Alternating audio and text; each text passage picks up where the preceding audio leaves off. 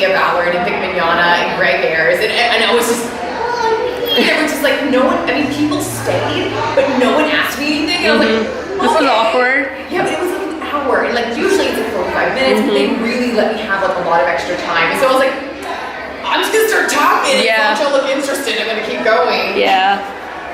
You know, okay, one of my old school friends is actually here. Yeah. And he like has refused to even acknowledge I'm here. His girlfriend's like, she waves, and then she wanted me out, and he says, just walks away. I'm like, okay, fine. Right?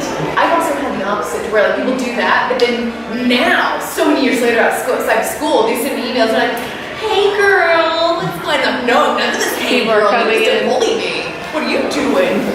Oh good, I felt like we were gonna have more. Yeah. But I was also like, please let there be more. Yeah. Well, it is 3:02. It's been 2 minutes. It's been 2 minutes. I'm late. Well, I'm Whitney Rodgers. Do you have questions? If not, I will just talk, which I'm also comfortable with doing. Well, all right. Well, oh wait, I'll keep being patient. We're Being peaceful. patient. Welcome. Let's see. Everyone else looks like they're just browsing. So. Cool. Well, Usually they shut it. usually they shut Yeah. it. Okay, I'm usually So not they paying cancel the noise out of it. You almost watched me just die just now. Oh man. I'm gonna shut this door because people are still open to come. So I'm gonna leave it cracked so y'all know. Yeah. There we go. So hi, my name is Whitney Rodgers. I'm actually from this area. I grew up in Grand Saline, Texas, and did musical theater. Got my associate's degree at Tyler Junior College. I am a voice actor, and I work for Funimation Entertainment. And I'm here for your questions, and I will possibly give you answers if I have them. And if you don't have questions, I'll just talk. So, anything so far from anyone? Yes, sir.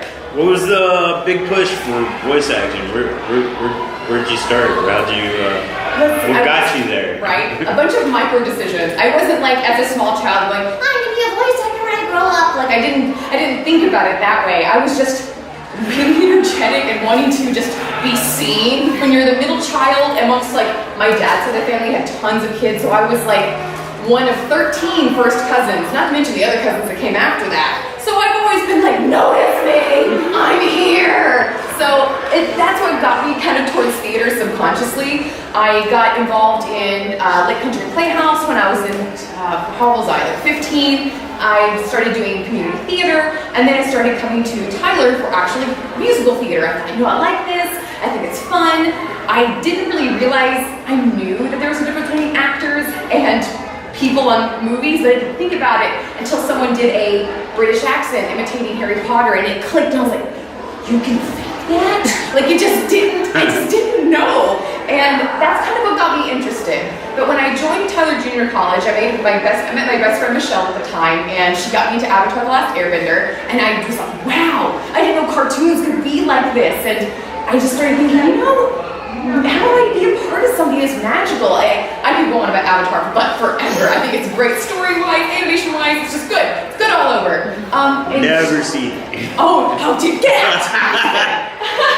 But that show is actually what kind of got my brain thinking, you know what? I think I want to actually do this, because there was actually a moment in college where I don't know why this random person was there. I don't know how you believe about fortunes or prophecies. I don't quite believe them, but this random woman came into Tyler Junior College, was just sitting there and giving everybody these fortunes. And she comes up to me, she's like, you're gonna be in DVDs, you're gonna be in movies. And I'm just like, no lady, I'm gonna be on Broadway. You have no idea who you're talking to. I'm not saying I believed in that fortune. Maybe that encouraged me, I don't know. Maybe it was just a general thing of going, oh, just a general good guess. But from there, I really did start thinking, DVDs, is that even attainable? I don't know. And I just kind of put that out of my head and thought, I'm going to keep going to musical theater. But then my roommate one day just looked at Funimation, because I wasn't really into anime. I had no cable or satellite, because hello, it's East Texas, what's the internet? It's still dial-up, right? So I wanted to watch Inuyasha, and anytime I was on vacation, I'd be like sneaking watching Toonami or whatever, and my parents would come back and go, no, don't swim for me, I'm a good girl. So my roommate, all this to say, admit, God, I'm a rambler. All this to say, my roommate found a frequently asked questions link on the Funimation website, and there was literally a line that said, "Want to be a voice actor?" And I'm like, yes. So I click, and it's just an email. So I sent them an email. I didn't really know what to say. I was like, "Hi, my name is Whitney. I go to college here. This is my resume." And it was a pathetic resume, oh my God. And then I told them I sing in choir. These are the parts I sing. I'll hear back from you. And then nothing for months. And I get a confirmation email, and I'm too afraid of like emailing them again to make sure they got it. So I was just like, what? And then just 2 months later, I ended up getting an email asking me to come in for an open audition. And I don't know if they really go to that venue anymore. I haven't seen it on the website myself, and they asked me to come in. Sometimes you'll go into audition and they'll have like these big booklets of pages and they'll have slides of the actual show and a synopsis, but mine was more kind of cattle call.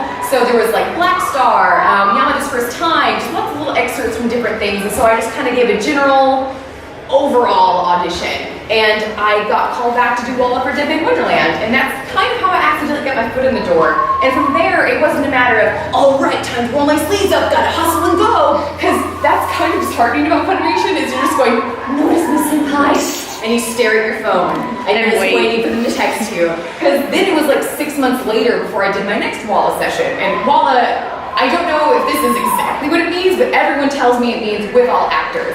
So basically that's just, this is what I would do in the back of a booth, and you would hear it in the show, and you wouldn't know it's me or even what I'm saying. So I did that one. 6 months later, I did another Walla, and then slowly it kind of started picking up, and that's kind of how I accidentally got here. I just knew I wanted to act. I knew I didn't want to be a teacher. I knew I didn't want to just be, like, there's nothing wrong with being a teacher. There's nothing wrong with a simple country life, but I spent too long just trying to get any attention at all that I just kind of went this direction. And if I don't answer your question, you're like, Whitney, you did a tangent, you didn't answer it, feel free to tell me, it won't hurt my feelings. My nickname is Whitney Tangent Rodgers, or Whitney Last Minute Rodgers, which I don't like that one, but it's true. So, did I answer your question? Yeah. Oh, perfect. Any other questions, or else I can continue to ramble. All right, rambling it is. Oh, yes, sir. You haven't been on prison school for quite some time. Yes. What was perhaps the most awkward experience you've ever had? Oh my goodness. Out of the entire show. Oh, out of the entire show. Oh man. It wasn't as awkward as it could have been, because I was very comfortable with the director, Sonny Strait. I'd known him before, I'd met him a few times, and he's just someone that when you meet him, he's just very personable. I've had a little bit few more awkward moments, like, if you haven't seen Prison School, quick synopsis, it's really raunchy because anime. There is a prison on campus because anime, and these boys try to peep on girls, and so of course, because anime, we lock them in there. No one questions this.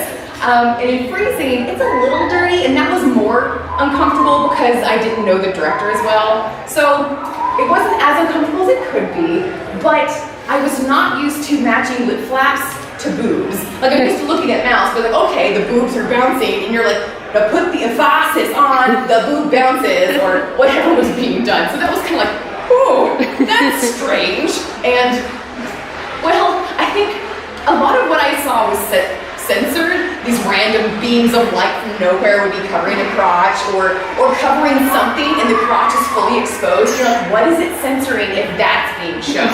How can this be any worse? But maybe when Mako got her purple thong caught on the doorknob was maybe the worst one. When the direction is mouth not shown, sounds, thong caught on doorknob, it's like, well, good thing I'm a method actor and have had this experience. I haven't yet. It was a lot of pretending. Oh no worries, that guy, guys. Let's stay out. So it couldn't have been as awkward as it could have been, because I was very comfortable with Sunny. But there were some just hateful things I had to say sometimes. I do not believe in abusing other people, but at the same time, it was nice to get some inner rage out during the show. Did that answer your question well enough? Or do you want to hear me talk more about being uncomfortable? Hi, newcomers. Just a question and answer session. If you have a question, just raise your hand, join in, or else I'll just ramble at you. Anybody else have anything on their mind so far? No? Let's see here. not all the work that I do is voice acting for anime. I actually get quite a bit. I get so much. I'm not trying to put it that way. A lot of the work that I do is actually from just the internet. I have a booth at home, and if you're interested in getting started in anime, you don't have to be a millionaire to get started. I know it seems that way. Equipment can be expensive. Literally, my sound booth is dirty PVC pipe I took from my boyfriend's garage. I've built it in like a weird frame and covered it in pillows and blankets, and I've kind of fallen over. So when I record things, you can bet that I'm like this. And also my cat's beneath my feet, so it's more like this, and I'm trying to talk. And so when I do things that aren't anime, I feel like we have more creative license when you get to be a cartoon character. But I do a lot of like, hello, press 1 to be connected to, or just things like that. So quite often, I'm 28 years old, but fun fact, most of the work I get booked for is considered 40 years old or mature voice. And I've been booking 40-year-old voices since I was like 21. So if you get started, don't be insulted. When they say 40-year-old, they just want a mature sound, which is kind of how I'm speaking right now. Hello, just a question and answer session. If you have questions, raise your hand at any time, or else I'm just going to talk at you. Let's see. Nothing so far? All right. It took me actually kind of a long time to get out of this deep voice that I usually do in shows. My natural speaking voice is pretty deep. When I still lived in Tyler Junior College's area and was going to school there, I was sharing an apartment with some friends. And one day, to be funny, I was singing a song. I was singing a song to myself because I was just entertaining myself. And I went up the stairs and, sorry, my throat's scratching. It was once known as the Kensington Place. And a few years after I graduated, it was actually busted for being a prostitution ring. So it's not the highest caliber of people in that area. So we were all a little scared to open our doors at night. And I was singing to myself, and I couldn't get my roommate to open up the door. And eventually I had to go like call him.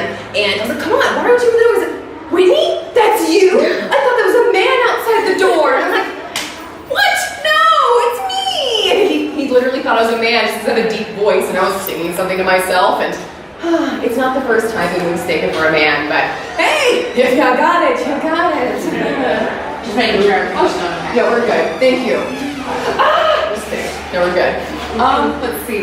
So when I first got cast in Funimation, I was playing Yozuru Mikazuki in Haganai, and it's a little higher than my voice is right now, but it's still kind of flat. Really just, I don't care.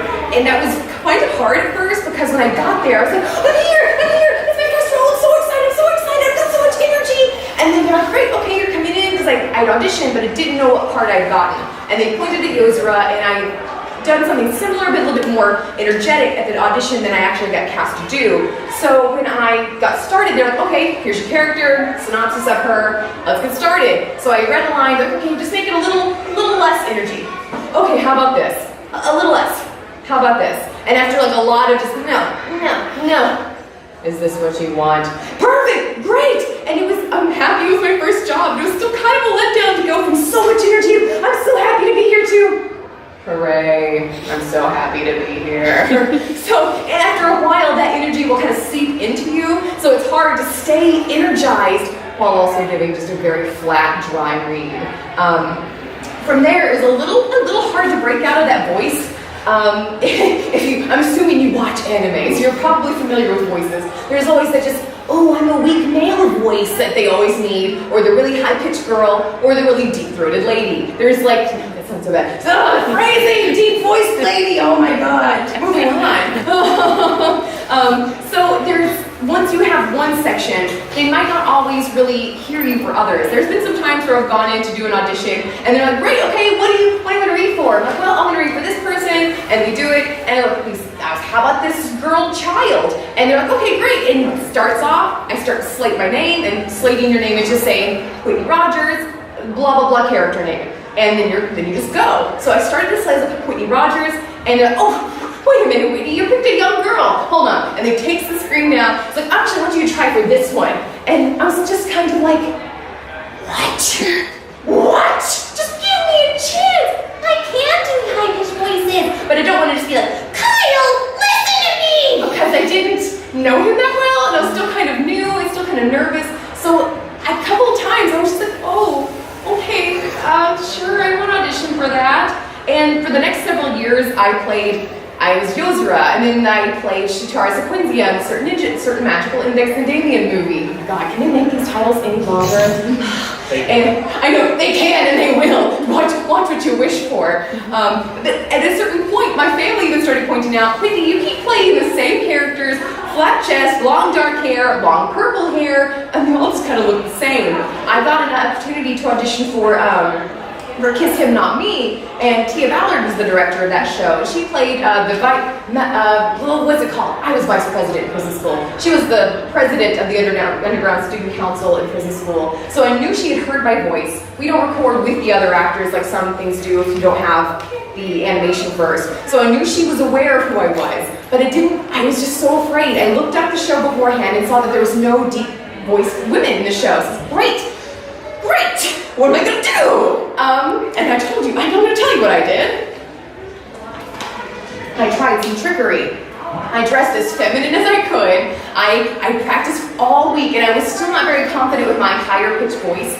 So I was like, okay, I'm practicing, here it is. But I didn't want to sound like, hello, super helium voice, because that doesn't sound real. So when I came in, I was like, hi Tia, how's it going? And I just really tried to keep my voice light and not my normal Whitney voice, because I didn't want her to hear it like other directors have done and go, oh no, there's nothing for you here. So I was just sweating bullets, and I go through the whole day. I'm like, oh God, they know I'm speaking in a fake voice. They must know it. And I actually got cast. And I got cast as Nakano, and I talked like this the whole show. Not a huge difference, but God, it took me years and some secrecy to be able to get them to let me be another character.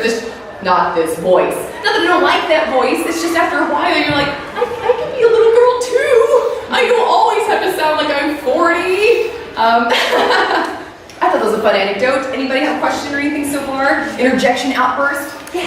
Do you watch any of the anime you voice in?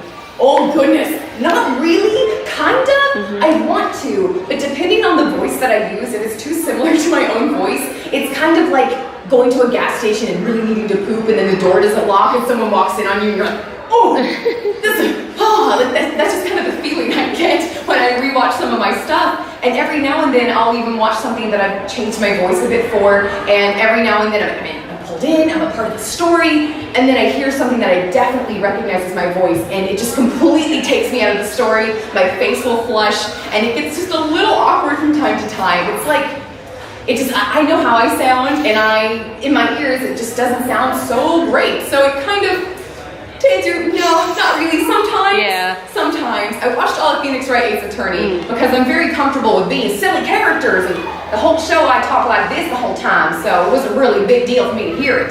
And in fact, when my family watches my shows, they usually don't recognize me unless I'm doing something really ridiculous. And then they're like, wow, that's Whitney! And I'm like, what do you mean you recognize me when I went blah, blah, blah? What do you mean that sounds like me, Mom?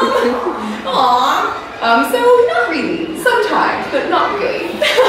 Yes, sir. What do you think about the possibility of there being a Haga Night Season 3? Oh my God, I need to know if there's gonna be one. I have no clue. At first, the internet was like, well, the mangas have not been finished yet, but now they have been. So there's our season. Where is it, Japan? I need it. I need to know. It left us such a cliffhanger. So I truly have no idea, but I'm hoping for a third season. Because how far can this girl go? She's a high schooler. Where are her parents? She can't just up and leave. Anime characters don't have parents. I know, right? They're born and then parents are gone. Oh, anime. So kind of right off of that, you said, looking on the internet, seeing when the next season is coming out. If you're auditioning for a show, do you binge like the whole sub TV Sometimes. show? I used to. Not often are you given I say not often. It's really just kind of 50-50. Sometimes I'll get a text message just saying, can you come in to audition with so-and-so? And I'm like, yeah, sure. And sometimes they'll come in and say, would you like to audition for blah, blah, blah. So for Kiss Him Not Me, I was actually given the name, so I was able to look it up and kind of get an idea. During Freezing, that was another show I was in that I was given that opportunity to know, and I watched quite a few of the episodes in that one, but for me personally, it doesn't really help me because I've realized, coffee makes me burp, and I've been drinking a lot of coffee. I am definitely a perfectionist, and for the longest time I thought, I'm not a perfectionist, I'm not perfect. And now I realize, oh, yes, of course I am. So for me, some people need that preparation, but I actually do a lot better when I just kind of wing it by the seat of my pants and go. And that's not to be like, I'm so good that I don't even have to practice. Oh no, I certainly practice. It's just I can't get too overwhelmed into a character because it's kind of hard to audition at Funimation sometimes because every director is different, and some directors really like to just let you have free range. Some people, it sounds rude when I say this, but they'll say a line and then you'll be like, let's see, the cow jumped over the moon, and like, okay, the cow jumped over the moon, and they're like, no high part, just the cow jumped over the moon. And sometimes directors don't really want you to copy them exactly as they do. So I try to give it just a little bit of flair, and they're like, no, copy me exactly as I do. And it's like, well, why didn't you just tell me to do that then?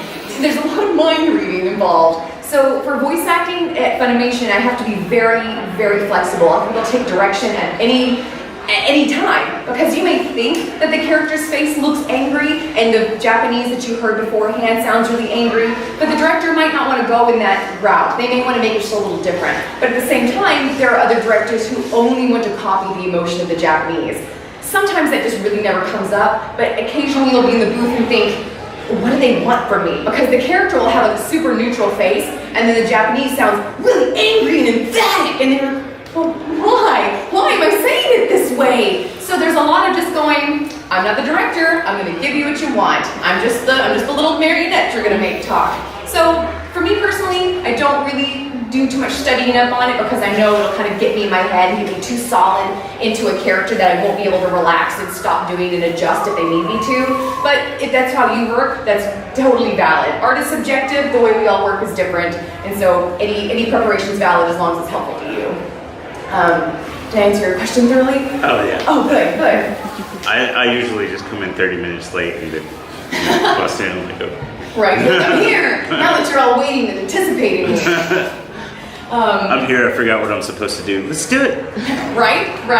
Let's see here. Any questions so far, or just like nothing? Cool. I'm gonna keep going then. Let's see. Something I would have wanted to know. I actually started going to cons just for fun, and I would sit in these panels, and I watched Jeremy Lee give a panel once about acne. I watched Kyle Bear give a panel about acting before. So I was just like you guys. I wasn't just like, a star is born and I'm amazing. Like, no, I've worked my ass off to be here. A lot of what I do to practice things at home, because when I first got started, my range wasn't all that great.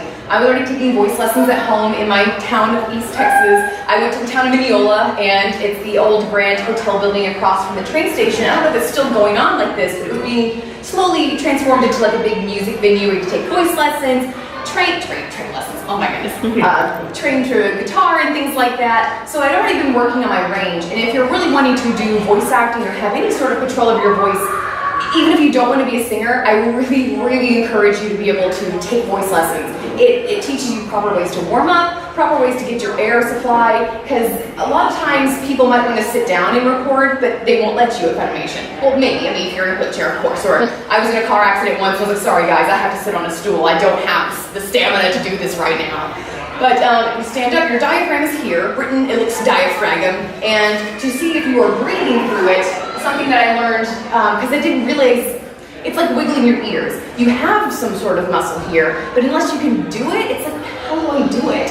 And so your diaphragm is here, tighten my shirt up, and most people breathe, you see my chest is rising, but you want your chest to stay level, and your diaphragm will just kind of come out here.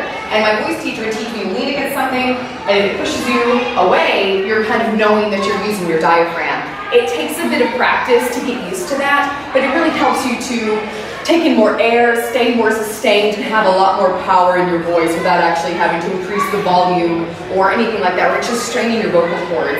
A lot of people really accidentally just lose their voice because they don't have proper training of how to use it. We just talk and do it over and over again. Also, the benefits of taking voice lessons, I didn't have a very high-pitched voice at all when I first started. I started singing opera, and I remember thinking, she's making me sing opera? Ugh, I don't speak Italian, this is ridiculous. And I think the highest note in that song was, this is the highest note. And this for me was just like it was so high. And I remember thinking, this is bogus.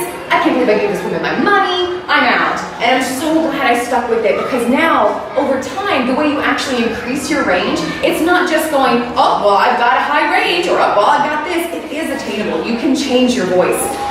Just steady practice. Practice what your voice is comfortable with. Don't just be like, well, I don't got high notes. Gotta practice it! Because that's really how you strain.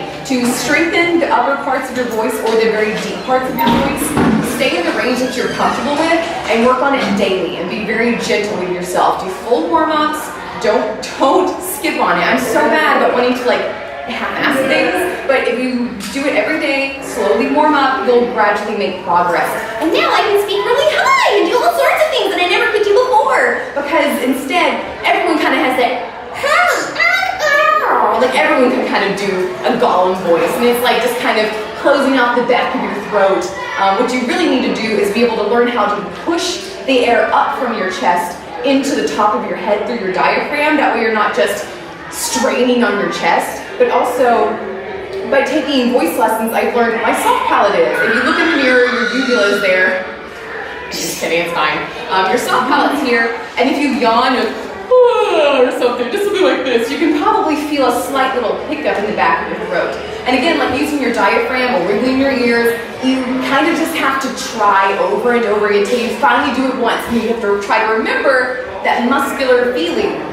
Develop some muscle memory to learn to raise your soft palate. Because if I did raise my soft palate, and then I tried to speak really high, it just kind of has this flat sound. And yes, you hear this in anime sometimes, but not really. but Oh, it's your moniker, real. yeah, maybe. But it works for her. It makes her big money. So it's Monica's deal, not yours. But The same thing, if I just raise my soft palate, it gives me a whole lot more range. It sounds a lot more realistic, and it doesn't mean that my voice can't dip down into some lower notes every once in a while. It doesn't always have to be way up here, but being able to raise your soft palate just really increases the range of what you can do and saves your voice. Oh gosh, it saves your voice. And once you do find how to raise your soft palate, a quick thing to do if you don't know how to do that is my voice teacher would say, horsey teeth. Pretend you're gonna bite into an apple and you're gonna look silly. I'm just gonna raise my nose, you're smelling shit. And then you try to breathe in and you try to feel it raise. You may not immediately feel it. There's tons of information online. YouTube is so beneficial. It wasn't there when I first got started, but there's so many voice tutorials, singing tutorials, things on how to learn to raise your soft palate, but those are just some ways to increase your range that I didn't know about when I first started. Any questions, comments, outbursts so far? Who are some of your mentors, like other actors or any like? Sonny Straight's definitely one of my mentors, and he gives classes, and I'm not sponsored by Sonny to be like, oh, go give Sonny your money. He's a really cool guy, and there are some people in the industry that I'm not gonna say, don't go give them your money, but sometimes people really are just like, okay, cool, I'll teach you, give me your money, bye, I gave you my lessons, get out of here. It's part of your life. He wants to really help you. He really does help. It's not just, I want your money and he learned something cool. He actually has kids who come back to his studio on a regular basis that are putting on like their own improv shows. He will actually kind of like really work with you one-on-one and find what makes you tick, find what you need, rather than just giving you some canned information like, what, we've all done this. How to be voice actor. Google, and it's like, take classes. Duh, but what else? Take voice lessons. Duh, but what else? He actually gives you things that are applied to you. For example, I would not need help getting my low voice. And if I went to a class and someone's like, well, here's how you go. Well, I'm already doing it. What about the stuff I can't do? So Sonny's been a personal mentor to me over the years. I do a lot of my other mentors are kind of like YouTubers. Oh goodness, I can't think of her name. I feel so ashamed. You're asking such a good question. I don't even have a good answer. I don't have too many in real life, but I go back to Dr. David Crawford at UNT. He's a very silly man. UNT, that's the other college I've worked at. Wrong one. TJC. He has been always a very fun mentor and willing to actually give you his time and not just be like, all right, counting down the seconds, get out of here. So, not the best answer I could provide, but those are two mentors that, for me at least. And I can attest to that because we were in that Sunny class, you know, and he was really great. So yes, it's like I can really attest. Cares. Yeah. and almost too much, because sometimes you're like, Sonny, what does this have to do with voice acting? Like, he's not that person that's just gonna be like, okay, gonna work on your voice. He's one of those people that's like, yes, it should be called acting with voice, because if you can't convey emotion, or if you just don't know how to act, then who cares what your voice sounds like? You have to be able to make someone believe. I actually do a lot of figure modeling in my spare time for money, and I do some hobby modeling for pictures, and I feel like modeling is actually very similar to voice acting, even though they're completely different. Because voice acting is, you don't see me, I have no costume, I can't give you any gestures. All I can do is try to help you believe me by just using my voice. And it's a lot of inward soul searching, a lot of being able to understand people's emotions and wonder, should I make my voice quaver here? Quiver here? Should I do this? Should I do that? And modeling, you're trying to convey an image or a message or a story through one still frame without any movement, without any voice. It limits you so much. It's just tying your hands behind your back and then making you do a relay race. I feel like being a part of any sort of acting opportunity you can get a hold of, stage, musical theater, just dramatic acting, everything is all beneficial, it's all tied in together. You don't have to do it all, but you can. And just doing one thing, it doesn't always hinder you, but you have nothing to lose by continuously gaining more information, by continuously learning. The actor that's let me just die for a minute. The actor that stops learning is the actor that stops working. Because not that any of these names would mean anything to you, so I won't mention them. When I was in TJC, there was some people who were very, very talented, and they were very talented singers, but they weren't growing as people. They weren't doing any better because in their head, I'm already so good. Just give me my contract. I'm amazing. What are you trying to do? Teach me. You always have something to learn. You can always be better. But I don't say that to give you a complex and be like, oh no, I'm not enough. I'm not enough. I always have something to learn. Because that's another easy slope you can slide down by just thinking you're not enough. And if you're intimidated by lip flaps in the industry, it's kind of hard, because Japan is not nearly the same way we speak. Some words will be a lot longer than ours, some will be a lot shorter. The translations may not come through as well because it will be something that only Japanese people would understand and we don't, so we gotta find some way to fill these lip flaps. So I know a lot of people feel like, well, I'd love to be a voice actor, but I can't because I just can't match lip flaps. It's not that hard. I mean, they're not going to baby you, but you don't have to be exactly on the time every single moment. They do have some leeway to squish it a little bit or just stretch a phrase, or if you come in just a little too late, you can kind of like scoot it back or something or move it a little bit forward. I promise I'm a voice actor. Forward. Oh my God. If anything, this should give you more confidence. I'm not a great I'm not a great public speaker, and I don't feel like I articulate myself well on a day-to-day basis, but golly, if you give me a script, I know exactly what to do. So, what was I talking about? Oh, matching lip flaps. It can be a little unnerving. I don't know if anybody's had an opportunity to tour the Funimation studios before or had some opportunities to actually do some voice acting in-house somewhere, but what I see when I go in is there is a long ways computer monitor turned sideways with a big Excel spreadsheet with all the lines and stuff, and another monitor that actually shows you what's being played. So you hear in Japanese first, and you can kind of look at the words you've got, you can get a gist of what's going on, and look over, and you hear how long it takes, like blah, blah, blah, blah, blah, blah, blah, blah. I want the cow to jump over the moon. Like in my head, I can kind of just repeat it to myself. And I often, some actors are good about managing to be an iguana and have one eye here, one eye here. I'm not that person. I often kind of just don't look at the screen and I look at the words, or I'll look at the other and then just try to remember it and go. So don't get too wrapped up in your head. We're not perfect. They don't expect you to be. And something I didn't realize when I first got there, I was doing Haganai. My East Texas accent was still kind of around. I've always been working on losing it just because not everything sounds like this. And so anytime I got the word talk or walk, it'd be like normal, normal, normal, talk, normal, normal, normal, walk. And so they actually had to go through, and I was so embarrassed, and they simply, Excel spreadsheet, they were able to change all of it to T-A-K or W-A-K. So that way when I saw it, I would then remember being like, oh, walk, walk, not wall can really hit the L. Don't be afraid to ask questions. Don't get your feelings really hurt and they do some little edits like that. We're human. We're not all from the same place. They don't expect you to be. And sometimes, oh, let's see, Defrag, what was her name? taco. Oh my God, it sounds like taco. It's so hard. The way that the Japanese say it is like taco or something. I don't know. The stressing is hard. And one day I texted Austin Tyndall after we like recorded it, and I just sent him the word taco, and he was like, "Don't you ever say that name to me again!" in all caps, because we were all just so mad. We hated it so much. So some words that really trip you up, they'll just save it and wait to the end of the series. That way you don't get like really all flustered and just lose all your mind and your hair and your voice trying to get one word. So don't get your feelings hurt if they say, "That's okay, we'll come back to that." It's not, "Oh, you suck, we'll come back to that." It's, "Oh, don't worry yourself, let's get everything easy out of the way." And that's something I wish someone would have told me before I had gotten there, because I was like, I'm the worst, I'm terrible. So yeah. Any questions, outbursts, anything so far? Nope. How much time have I got? How much more can I hold you hostage? All right. Let's see. When I first got into voice acting, I did a lot of stuff on my own.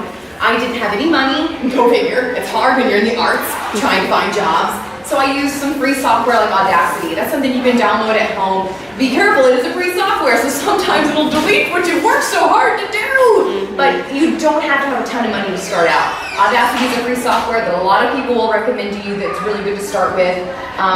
The only thing I would really truly invest my money in at first is a good microphone. Now don't go like crazy and buy like a $5,000 microphone, but don't get a USB mic either. I personally heard from people that I know who cast stuff, like Marissa Linty in Soundcated Studios. She uses voices.com, and she recommended it to me, so I started using it. And I asked her, like, what's something that really hinders the auditioning process there when you're looking for someone?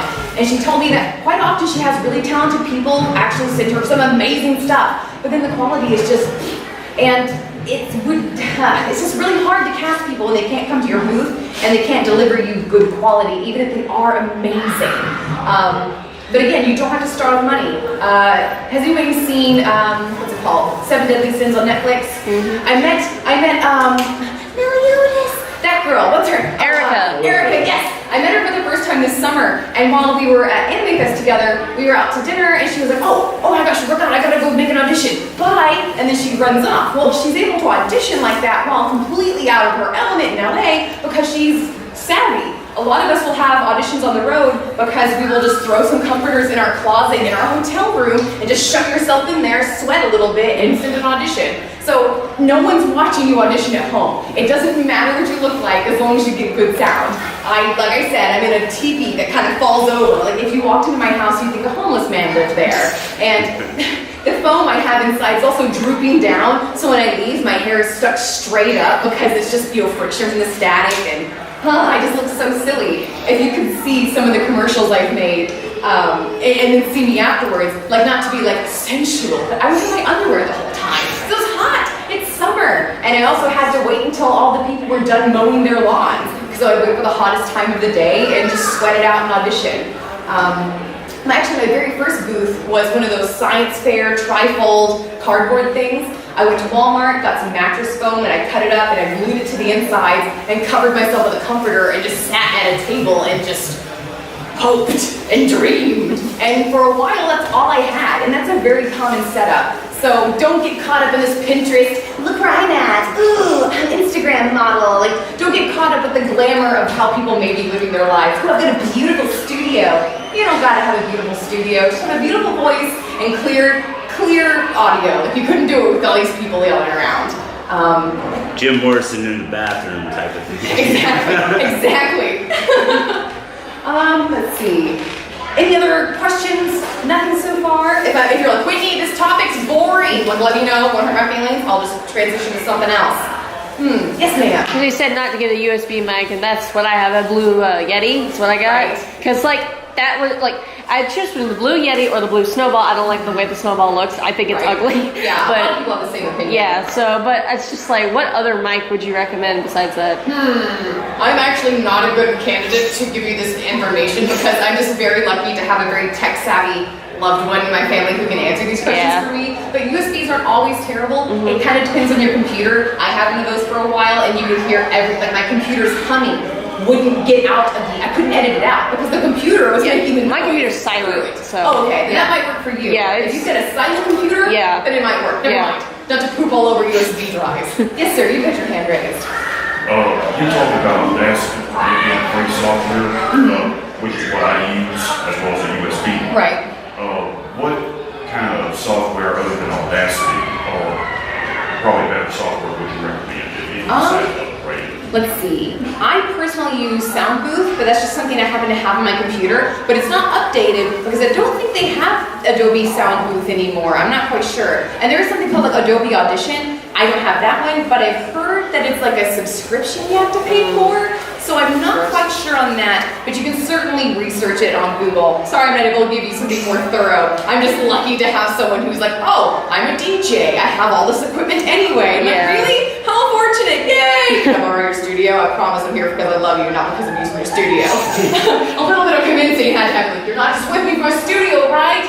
No. I'm just kidding. It really wasn't for a studio, but yeah, sorry.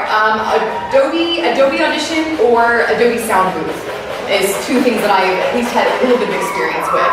And if you're savvy enough on the computer, there are some people who give you like actual lessons on how to do that. Like I don't know his last name. Neil works with Sunny a lot, and I know he gives like Pro Tools type tutorials of what even Funimation people use to edit their software.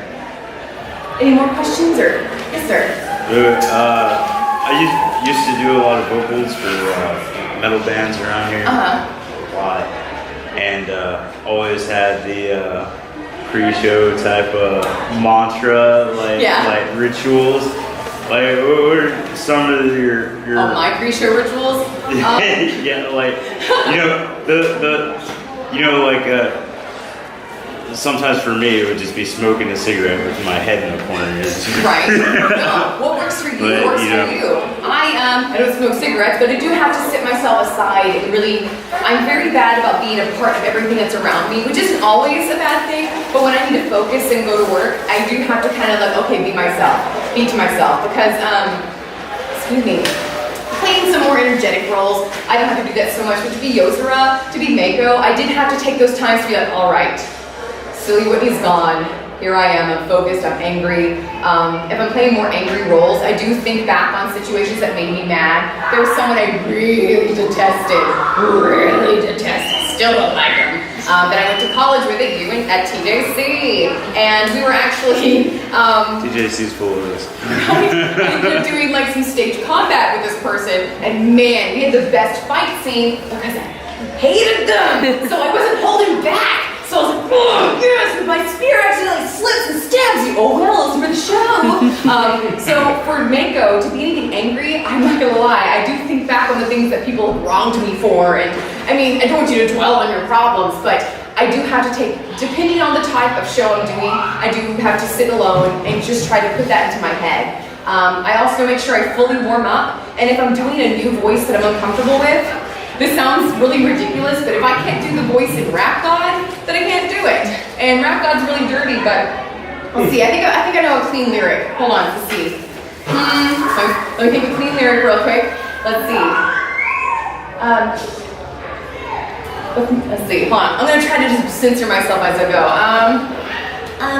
This is the voice I used for Nakano. So before I did Nakano, this is how I made sure that I could consistently keep it. Because I would hate to go in there and then be like, ugh, can't do it anymore. Let's see. But for me to grab the computer must be in my jeans. I have a laptop in my back pocket. My computer walk in that half pocket. My back rock in that crack pocket. Maybe living in a killing of it. Everything's still clean, still in office. With my employment people in on it. So if I can do it in that voice, then I'm going to continuously do it and have faith in it in the future. Actually, fun story about that voice. I got cast to do that show, and my first day of it was Halloween. I didn't want to be there. Sorry, Funimation. I wanted to go scare kids in my front lawn, but I was so nervous. I had just tricked Tia in my mind to let her give me that opportunity to have a high-pitched voice in a show. And I think there was a new ADR person working the sound with her. So every now and then, when you're in the booth, there's a big glass window, and unless they have their foot on this pedal, you can't hear anything going on. So quite often, we would do one line of, okay, one line, here we go. And I'm sweating bullets, I'm nervous, I'm not fully confident in this new voice. And then she would be like, and it was just, you could tell that something was wrong. Someone was frustrated, and I was like, oh my God, is that me? Oh my God, is that me? And then would come back and go, okay, Whitney, let's try it again. I'm ready!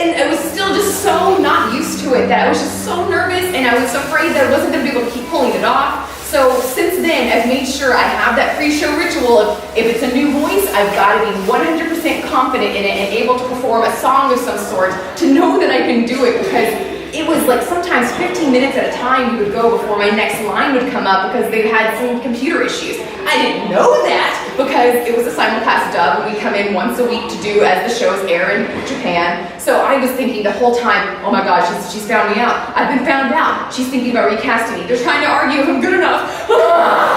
So it turns out it has nothing to do with me at all.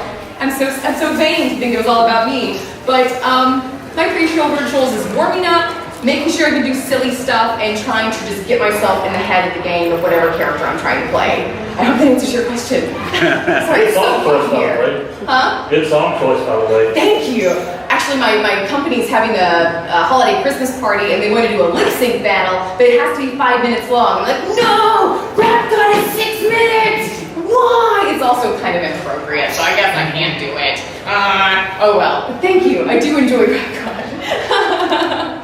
Any other questions? So has that ever happened though? You don't have to say names or anything, but have they ever just like taken someone out of the show that was currently airing and replaced them? I know sometimes that does happen at work, but it's usually not because of, oh yeah, it sucks, or at least not from what I know. Simulcast dubs, like I said, you're probably aware, and releases in Japan, then releases here. So we don't get to see how many things are in advance. So sometimes if someone has like a job opportunity come up and they've just got to move in the middle of the show, they got to be replaced. Or if it's just like, there's been some times where there'd be a character that would show up for one episode and it's literally one line and they have a short deadline, and so they'll kind of just find someone in the studio who sounds very similar to you and just do that one like cough reaction or that one sentence that you have to do. So it sucks. I mean, they could call you and make you drive 30 to 40 minutes for that one sentence, but sometimes they will just kind of have someone pop in and fill in that voice for you.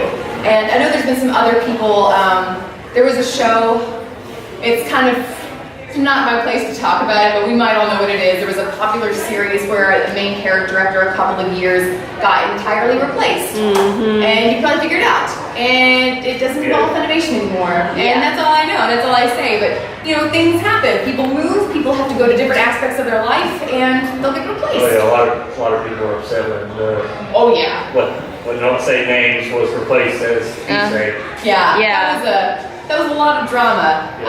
And that's another thing that's kind of hard, that we may not all know each other at Funimation, but sometimes we do know each other at Funimation. So if you go in, just try to be respectful. There's been some times where where I've gone to a convention and there would be like, not a newspaper to interview me, but like someone might have had a blog or something. And I mean, I understand why he asked. There's always going to be rumors flying, like, oh, this person's a philanderer, oh, this person's a jerk. Like, we all have rumors, but they would ask me, like, what do you think about this person? And ask me on specific instances, and it's like, well, they were nice to me. So when you go into Funimation, don't just be like, so, I heard Bucky McGee sucks. And is he a real jerk in real life? Did he really cheat on his wife? Or like, whatever it is.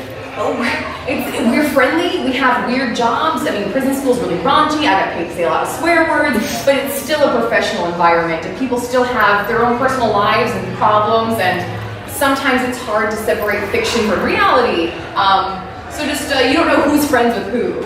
Actually, how much time do you got? Since there's not a ton of questions going on, I'm gonna ask. Oh, 1 second. You don't want to burn any bridges, in other words. Yeah, definitely don't burn bridges. Like, I was at a convention just for fun. I was at A-Fest one year because I just wanted to be there. I paid money, I bought my ticket. And because I'm a voice actor, I had some other voice actors in my room, and it wasn't like, woo, voice actor party. It's just, you know, you make friends with people you work with sometimes. And someone who knew me kind of well knew that I went on a really terrible first date. Like, oh boy, I could do a panel that would last for years about awkward first dates, about a guy who admitted he had a pee fetish for me, someone who said that they were in love with me after meeting for the first time, someone who I have got crazy stories, someone took their fake leg off and I didn't know they had a fake leg, crazy stuff. But one of these stories is about someone they went to jail, and it was a big deal. But my friend in my hotel room, who was just getting into acting, didn't realize how many other actors were in the room with her. So she was just wanting to have a fun story to tell and told this awkward date story of mine. And number one, not her place to tell it, it's my story. And if I'm gonna tell it, it's mine to choose to tell. But she had no idea. So she told this awkward date story and was like, oh yeah, Whitney dates all these awful people. And there was someone in the room who works at Funimation. We went on 2 dates. Just didn't pan out. It's amicable. We're cool with each other. It's no big deal. But she's over here going, oh, Whitney only dates creeps. Except for her current boyfriend, blah, blah, blah, blah. And I could see this guy in the room, his face is like, oh, like, she was just insulting him. And she had no idea that he is the bestest friend of Tyler Walker. And it's like, girl. And I never told her. And there's no nice way to be like, girl, you put your foot in your mouth. Save the drama for your mama. Share it with her. Let that. Just don't just start shooting shit with people about I heard this person's awful, or like you don't know who is with you. You don't know who knows who. You might have heard me in a different panel mention that I worked for 2 Men in a Truck at one time, and I worked there for several months and then realized that the person who was working with me actually used to direct Selena Gomez in Barney ages ago. Now, he's not really into that anymore, but that doesn't mean that he doesn't have tips to offer or people that he knows. So you don't want to burn bridges by being an asshole. So just always be polite. You have no idea who's around you. And I don't know if that person who told that story and insulted that guy accidentally has ever worked with that person again. Again, I'm speculating, but just word of the wise. Keep your sassy stories to yourself, because you may be insulting someone who's a really good friend of that person who was once there, or that bridge you burned, or something like that. It's 3:52. But no one's stopping me. I'm gonna keep going for at least another 8 minutes. Anybody got anything else? Any other rampages they want me to go on? Nothing? Do you have any pets? I do! I have a cat named Chihiro, but she thinks her name is Poop.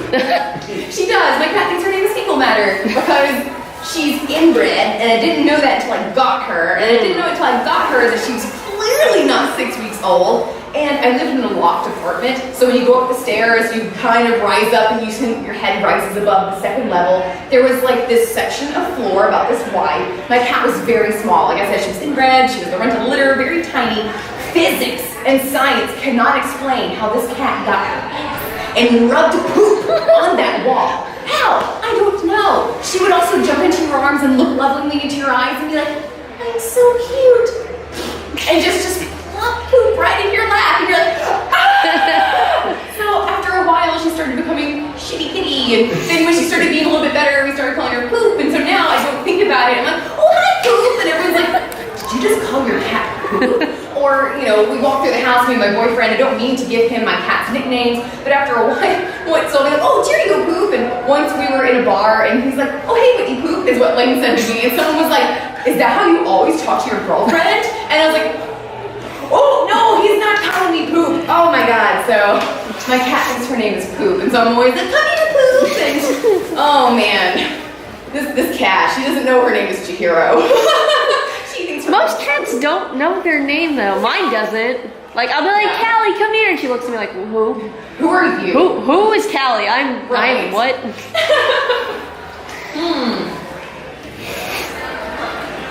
6 minutes. 6 minutes. 6 minutes. Freaking rap god. Oh my God, I can't stop.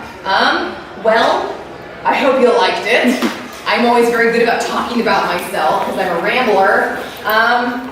I'll be at my table for a little while longer. If you think of something that you wish you would have asked here, I'll be there. If not, we can talk about Steven Universe. I don't know. We can talk about things that are fun. But thanks, it's been a fun time. I guess we're done here. I have no clue. No one's stopping me. Yeah. And it's 5 minutes till.